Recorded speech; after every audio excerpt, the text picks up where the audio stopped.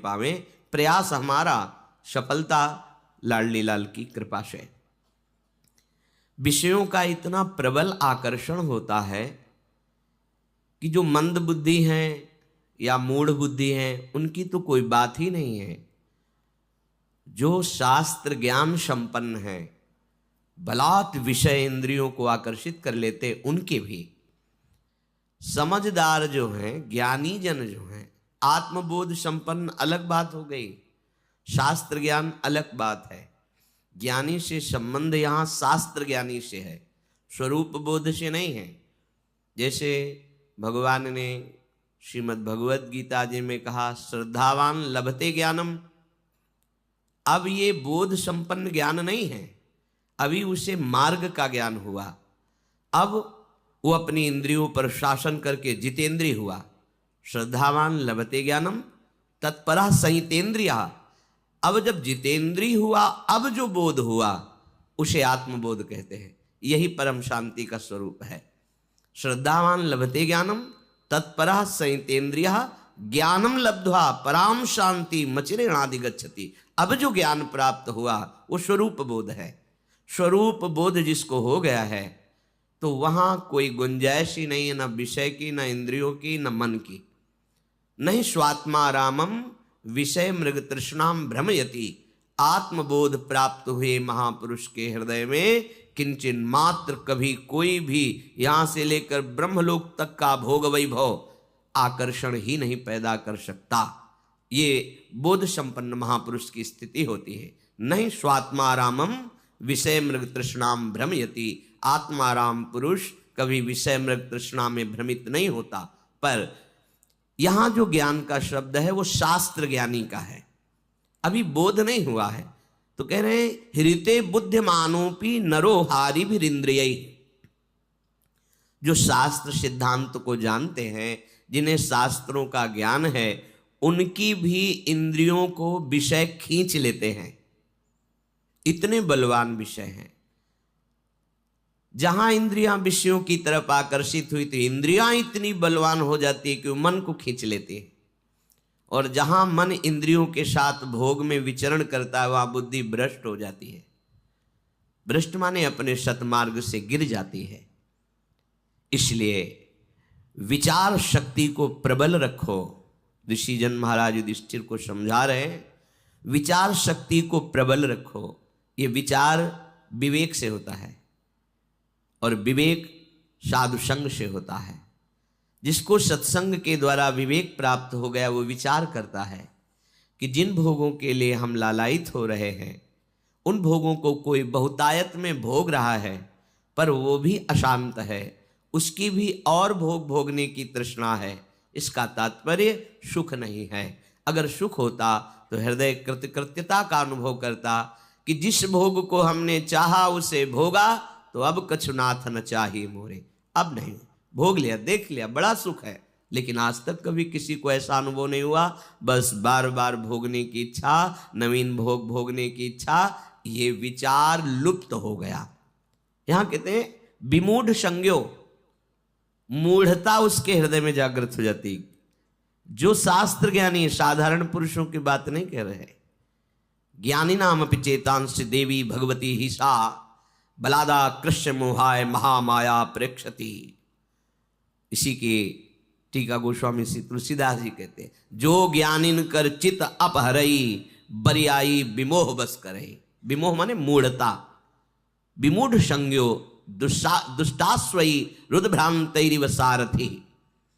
वो ऐसी दुष्ट इंद्रियां हो जाती हैं कि जैसे कोई ड्राइवर नशे में हो जाए और मार्ग भूल जाए तो चला जा रहा है, कहाँ मुठभेड़ हो जाए, कहाँ गड्ढे में गिरा दे, ऐसी बुद्धि मंद हो जाती है, भ्रष्ट हो जाती है।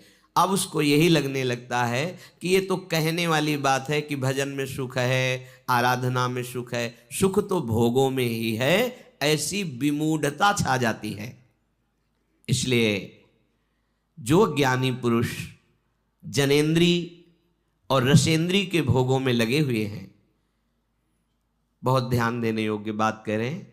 शिष्णोदर कृते प्राज्ञः करोति विगशं बहु मोह राग वशाक्रांत इंद्रियार्थ वशानुगा। जिनका केवल एक ही लक्ष्य है, अच्छा अच्छा भोजन मिले और काम भोग करने की लालसा प्रबल करके उसी का चिंतन, उसी को भोगने में सुख का अनुभव, वो अज्ञानी पुरुष है। वो परमार्थ में नहीं है, वो रागी पुरुष है। विषयों का चिंतन और विषयों की क्रिया करना, विषय सामग्री को एकत्रित करके भोग भावना में रहना, विचार शक्ति नष्ट हो गई। अर्थात जो मनुष्य जीवन की दुर्लभता भगवत प्राप्ति के लिए कही गई, वो निकृष्ट भाव को प्राप्त हो गई। तिनते खर सूकर श्वान भले, जड़ता बस जे न कहें कछुए। उनसे सुअर कुत्ता गधा अच्छे। क्यों अच्छे? क्योंकि अपने कर्मों का भोग भोग कर ऊपर उठ रहे हैं, और हम मनुष्य शरीर में ऐसे आचरण कर रहे हैं कि अब हमें बहुत नीचे गिरना पड़ेगा। जहां विचार शक्ति लुप्त हुई तो दशा बदल जाती है अजितेंद्रीय पुरुष की, बड़ी दुर्गति को प्राप्त होता है। अभी तो पता नहीं चलता, जब उसका फल आता है, कर्म भोग का परिणाम आता है, तब त्राहिमाम मचता है हृदय में। कोई रास्ता दिखाई नहीं देता कि हम जिस रास्ते से चल करके अब अपने को बचा लें। सदिंद्रियाणि विषयं समागच्छन्ति वै यदा, तदा प्रादुर्भवत्तेषां पूर्व संकल्पजं मनः। एक बात जीवन में बहुत अनुभव की हम बताते हैं, अपने विचार में संक्रामक विचार ना आने दे। साधक, भगवत प्राप्ति के मार्ग का उपासक, अपने विचारों को सदगुरुदेव के और शत शास्त्रों के विचारों से मिलाए। बस अन्य के विचार हमें नहीं चाहिए। नहीं, हमारे विचार में संक्रामक भाव आ जाता है और वो हमको गिरा देता है। ये अपने जीवन का अनुभव कहते हैं। रिश्ते नाते संबंध मित्रता व्यवहार परमार्थ में नहीं चलता। परमार्थ में सदगुरु के विचार, शास्त्र का सिद्धांत अपने विचारों को नापने के लिए है कि मेरे विचार सही हैं या गलत, वो सदगुरु की वाणी और शास्त्र वाणी से सम्मत करते हैं। हाँ ठीक है, बस फिर किसी की सलाह, किसी के विचार, किसी का उपदेश अपने विचारों में नहीं आना चाहिए। ये बहुत अनुभव की बात कहते हैं। इसमें आप सदैव सुखी रहेंगे, आपकी साधना बढ़ती चली जाएगी। नहीं, अलग अलग विचारधारा के जब हमारे अंदर वो विचार जाते हैं तो हमारी निष्ठा, हमारी श्रद्धा, हमारी साधना डगमगाने लगती है। बहुत ये अनुभव की बात कहते हैं, उसकी व्याख्या करने की जरूरत नहीं, इस बात को केवल मान लीजिए। अपने विचारों को संक्रामक होने से बचाइए। अगर आपके विचार शिष्णोदर परायण पुरुषों के संग से संक्रामक हो गए तो आप चाहे जितने अच्छे साधक हो, आप भ्रष्ट हो जाएंगे। विश्वास कीजिए हमारी बात का। अपने विचारों को संक्रामक न होने दीजिए दूर से। इसीलिए शास्त्रों में परमार्थ के साधक को असंगोहम पुरुषः, ये सिद्धांत सिद्ध करने के लिए कहा गया है। असंगोहम पुरुषः, बाहर से असंग और स्थूल शरीर, सूक्ष्म शरीर और कारण शरीर तीनों से असंग, अर्थात स्वभाव, अंतःकरण और शरीर की चेष्टाएं सब मायाकृत हैं, अपने स्वरूप में स्थित। ना कोई स्त्री है, ना कोई पुरुष है, ना कोई मूढ़ है, ना कोई ज्ञानी है, एक ही परम तत्व सब रूपों में भास रहा है। बस बैठ जाओ चुपचाप अंतर में और इसकी सिद्धि कर लो। संक्रामक भाव नहीं। जाति पाति कुल कर्म धर्म व्रत संस्कृति हेतु, सेवक जी महाराज कह रहे हैं, अविद्यानाशी। अब जो ही कहें करें हम सोई, आयुष लिए चले निज दासी। ये जितना प्रपंच है ये माया अविद्या के द्वारा रचा हुआ है। उत्तम अधम ये वो, हम चले हैं अविद्या का नाश करके परमात्मा बोध करने के लिए। प्रेम तभी प्रकट होता है जब आत्मस्वरूप का बोध हो जाता है। ये बात ध्यान रखना। महापुरुषों ने कहा पांचों भूले देह शुद्धि। देह शुद्धि विस्मरण का तात्पर्य है आत्मस्वरूप में स्थिति। जैसे सेवक जी महाराज को आत्मा हरिवंश प्रगट परमानंद। जब तक देहाशक्ति है तब तक परमार्थ का आनंद क्या है ये आपका अनुभव करने की सामर्थ्य नहीं ना। अंतःकरण में ना, स्वभाव में शुद्ध परमार्थ का जो स्वरूप है वो ये सब से अपना संबंध ना रखना है। इसी से खाते पीते उठते बैठते चलते फिरते सब चेष्टाएं दिखाई दे रही, लेकिन वो कुछ नहीं कर रहा। इससे कोई संबंध, वो स्थिति होती है, तुम्हारी बातों से नहीं होगा, वो एक स्थिति होती है। यहां जो उपदेश दिया जा रहा है उसका भाव आंतरिक है कि जिन्होंने केवल इंद्रियों के भोगों को ही सुख माना है, ऐसे लोगों से संभाषण, ऐसे लोगों की सलाह, ऐसे लोगों के साथ उठना बैठना आपके विचारों में संक्रामक भाव पैदा कर देगा। जो आपने दृढ़ निश्चय किया है भगवत प्राप्ति का, उसमें बाधा पहुंच जाएगी। महापुरुषों ने तो इतना कहा, सर्प का संग कर लेना ठीक है, लेकिन विषयी पुरुष का नहीं। गोस्वामी तुलसीदास जी ने तो कहा, बरुभल बास नरक करता था, दुष्ट संग जनि देव विधाता। नरक का बास अच्छा है, लेकिन विषयी पुरुष का संग अच्छा नहीं। बहुत सूक्ष्म विषय है। नरक के बास से हमारे पाप नष्ट होते, लेकिन विषयी पुरुष के संग से पाप प्रवृत्ति बढ़ती है। सांप काटेगा तो उसके विष की औषधि भी है, या बहुत बहुत एक शरीर नष्ट होगा, लेकिन विषयों के संस्कार हजारों जन्मों तक हमें जलाते रहेंगे, जैसे अभी जला रहे हैं पीछे किए हुए विषय सेवन से। जब मन और पांचों ज्ञानेंद्रियां ये विषय भोग में प्रवृत्त हो जाती है, उस समय प्राणी के हृदय में भोगों का संकल्प दृढ़ होता है। संकल्प वासना प्रकट करती है, वासना से विचलित हो उठता है और वो बार बार भोगों में ही सुख ढूंढता है। यही समस्या है, यही बंधन है, यही माया है। बार बार इंद्रियों के साथ मन का भोगों में विचरण करना, इसी को रोकना साधना कहते हैं। मन जिस एक इंद्रिय के साथ जिस विषय का सेवन करता है, उसी में उसको उत्सुकता प्राप्त होती है, उत्साह प्राप्त होता है। यही उत्साह उसकी दुर्गति का कारण होता है। सूक्ष्मता से समझना। प्रार्थना है आप सबसे कि हम लोग किसी भी इंद्रिय के विषय को उत्साह पूर्वक ना भोगे, शास्त्र सम्मत भी। जैसे आपको खान पान की सामग्री अच्छी से अच्छी सामग्री है, कम मात्रा में लीजिए, उदासीन होकर पाइए। भगवत प्रसाद है, बस प्राण पोषण के लिए। अच्छा, ऐसा नहीं होना चाहिए। यही उत्साह है। इंद्रियां उत्सुक हो, आज ये उत्सुक हो गई, अब क्या हुआ, उत्साह के साथ जैसे गीली या गर्म मोम में तत्काल छाप लग जाती है, ऐसे आपके अंतःकरण में विषय रस की छाप और बढ़ गई और बढ़ गई। चले थे विषय रस मिटाने के लिए और हमारी उल्टा गति हो रही, विषय रस और पुष्ट हो रहा है। विषयों के प्रति उत्सुकता भर जाना। हमने देखा है महापुरुषों को, जब यमुना किनारे बिंदौर की तरफ भ्रमण कर रहे थे, हमारे दो ही मार्ग थे, गंगा का किनारा और यमुना जी किनारा। कभी किसी शहर किसी ग्राम में एक भी रात्रि रुकने का ऐसा कभी नहीं रहा। जहाँ तो कोई देवालय, यमुना किनारे या गंगा किनारे जब भ्रमण किया है, या गांव के बाहर कोई देवालय, उसमें रुकना।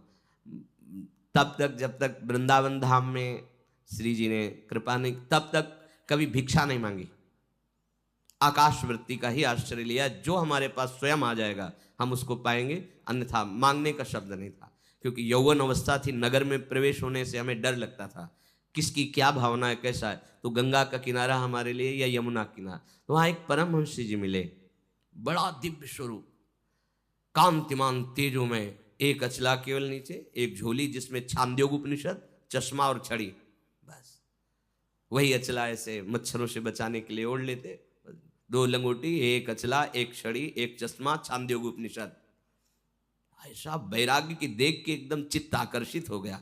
और ब्रह्मबोध संपन्न महापुरुष। तो जैसे भंडारा हो रहा है, प्रयाग में कुछ दिन रुके थे उनके साथ, भंडारा हो तो खप्पर रखते थे, गए नारायण, नहीं स्वामी जी हमारे यहाँ तो बैठ के पवाया जाता है। तो नारायण अगर आपको देना है तो दे दीजिए, हम बैठेंगे तो नहीं। तो उनका ऐसा प्रभाव था कि सामने वाला फिर कुछ बोल नहीं सकता था। वो सब सामान, हाँ क्या है, अच्छा 2 पूड़ी डाल दीजिए, सब्जी डाल दीजिए, खीर इसी में डाल दीजिए, उसी खप्पर में सब डाल दिया जितना आवश्यक है, गए बैठ। यही स्वभाव, वस्तु का स्वाद नहीं, प्राण पोषण के लिए अन्न पा रहे हैं और प्राणों को आहुति देनी है प्रभु के चिंतन में। एक एक श्वास की आहुति बहुत बड़ी यज्ञ है। एक एक श्वास में हम अपने आराध्य देव का चिंतन कर रहे हैं तो ये प्राणवायु का हवन हो रहा है पर ब्रह्म परमात्मा तत्व में। ये जो इंद्रियों के स्वाद में अपने लोग उछल जाते हैं, उत्साहित हो जाते हैं, ये हम अपने परमार्थ को नष्ट करते हैं, जान नहीं पा रहे। ध्यान रखना है। हमारे प्रभु का स्वभाव, आप जैसी इच्छा करोगे भजन करते हो पूर्ण हो जाएगी।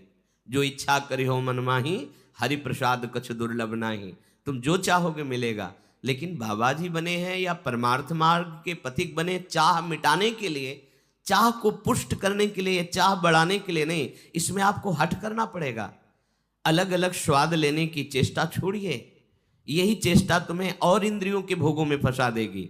यही उत्साह तुम्हारे पतन का कारण होगा।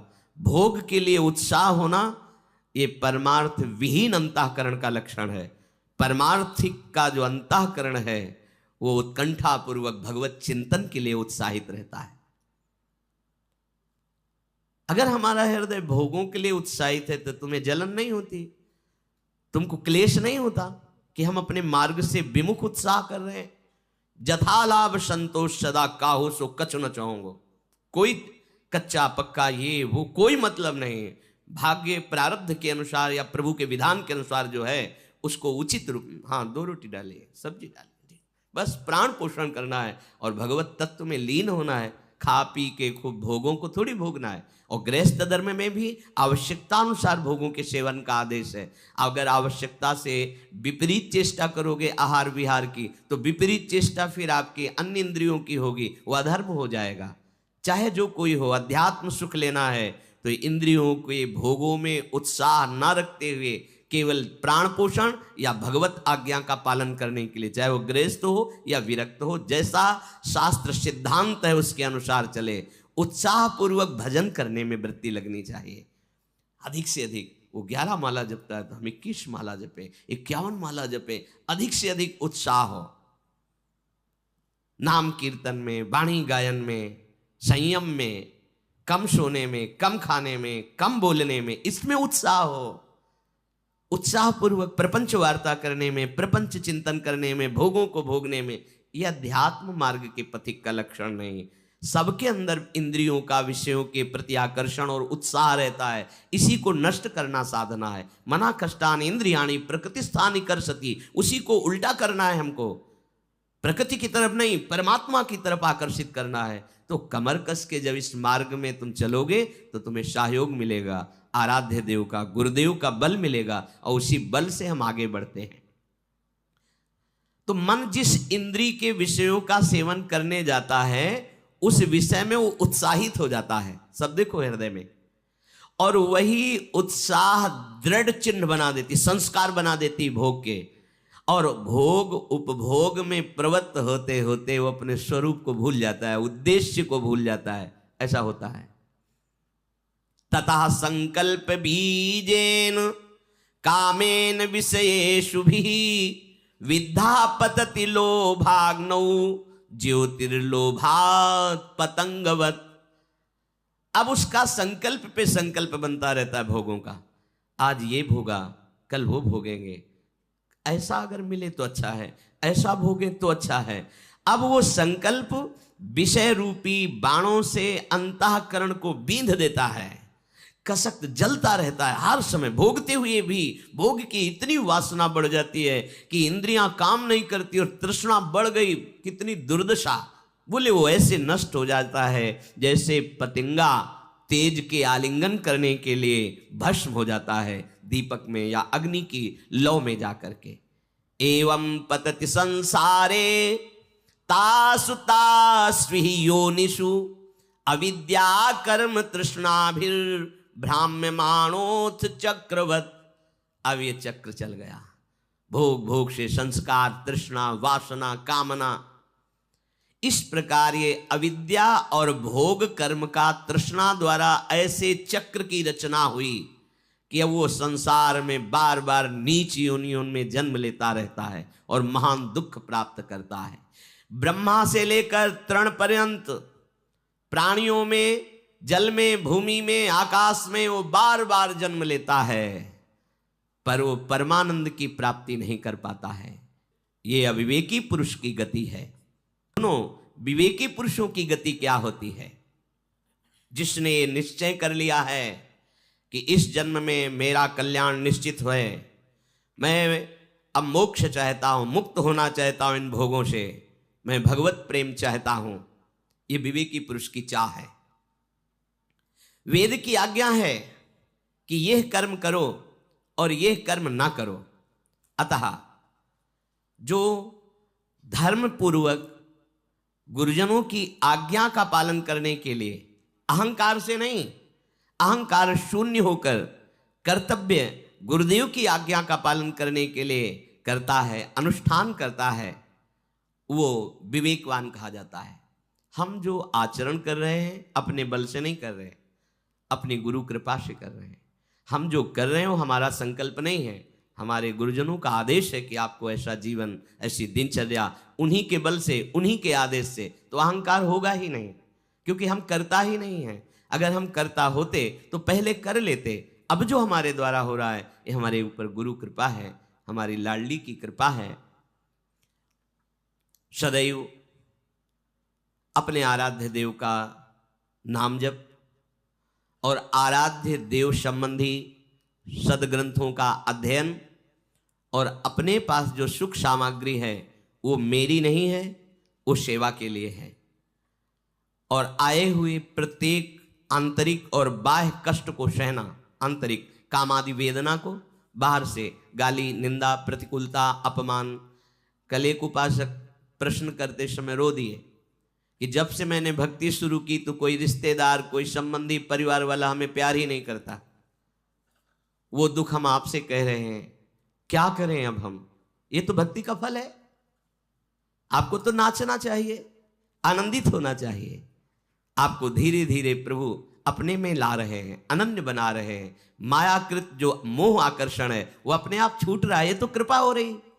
हमारे भक्ति की सिद्धि है, मेरे तो गिरधर गोपाल दूसरो न कोई। तो ये हम कर नहीं पा रहे। मेरे प्रभु देखो कैसी कृपा करे कि कोई हमें प्यार नहीं कर रहा, कोई हमें ऐसा भाव नहीं दे रहा कि मैं आपका हूं। तो कितनी कृपा है। जैसे हमारी सिद्धि है, हे श्यामा श्याम आप मेरे हैं और मैं आपका हूं, आपके सिवा मेरा कोई नहीं है, मैं किसी का नहीं हूं। ये हमारी सिद्धि है, ये हमारी भूमिका है भक्ति की चरम अवस्था की। ये तो कृपा हो रही। अब अज्ञान के कारण उसे हम विपरीत मान करके रोएं, दुखी हों कि हमको संसार प्यार करे, ये धोखा है। तुम्हारी बुद्धि तुम्हें धोखेबाजी में फंसा रही है। यहां कौन है अपना?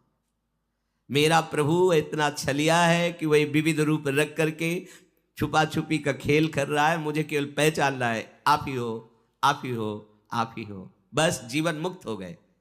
एक ही प्रश्न है, प्रभु के सिवा कोई और नहीं, कोई और नहीं, प्रभु के सिवा कोई ठौर नहीं। बस अब वो जब कृपा करके आपको उठा रहे तो आप रो रहे, हमें तो कोई प्यार नहीं करता, हमारा तो सब बिगड़ता चला जा रहा है, हमें सब छोड़ते चले जा रहे। यही तो अध्यात्म का फल है।